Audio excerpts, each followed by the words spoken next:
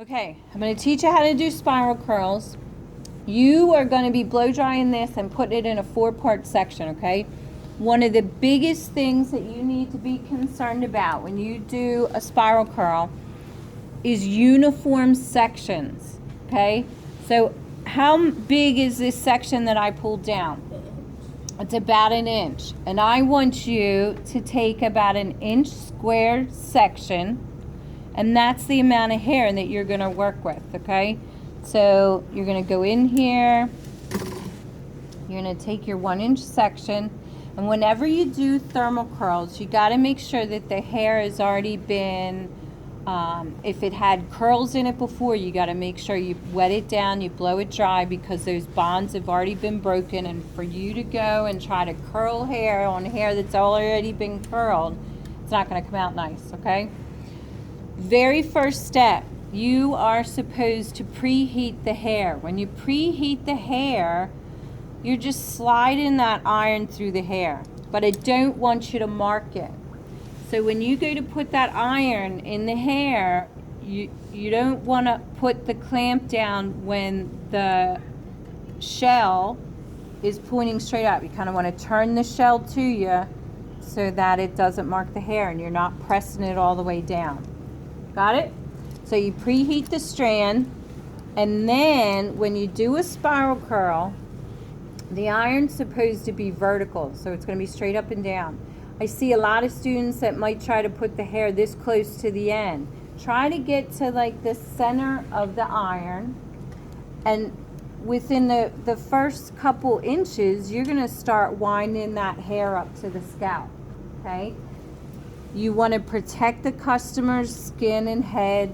You're going to hold that comb there so that the iron protects the customer's head, okay?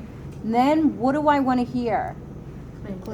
I want to hear that clicking sound. So as you start clicking and turning, I'm not pulling the iron so much from the head. I'm just kind of clicking it around. But what happens to the end when I start clicking? It drops down. So you got to make sure as I'm clicking, like I said, I'm just clicking. I'm not pulling the iron from the head. As I'm clicking around, this end drops. So occasionally you have to go and get that end and kind of pull it up to the rest of the hair. And then as you click and you see that end going up underneath that shell, you're going to take one last click and you're going to wind it up. I didn't get a chance to wind it up, so I'm going to do another one a little bit faster. But what do you notice about this particular curl? Where does the curl start? Right at the scalp. Okay, so I'm going to do this one a little bit faster. And you see the ends nice and curled, right? Okay, so I'm going to show you again. What's the first step I do? Preheat the hair. Preheat the hair. It's, you know what? When you preheat the hair, it just makes the curl come out so much more polished.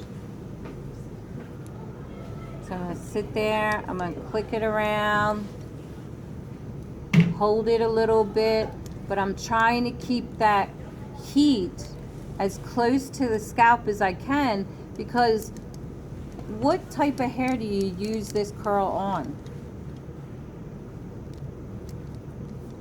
What do you think? Would you use it on somebody with short hair?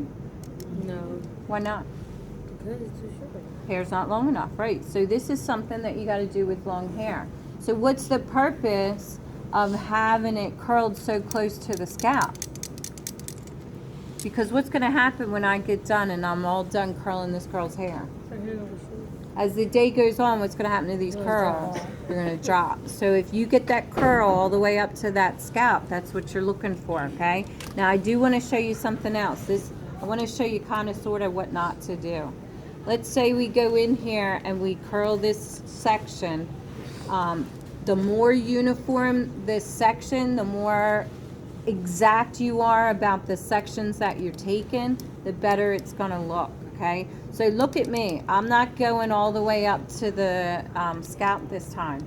I'm gonna let this end droop down a little bit. Okay, and I want you to see the difference. So it is kind of curled, right? You can see This is what I want you to do. I want the curl at the end. I want it curled nice and tight at the end. I want you to see a nice firm curl up here. Is this a firm curl up at the scalp? Is there a firm curl down here? No. So these are two things I want to make sure that you guys don't do when you finish your entire head. Got it?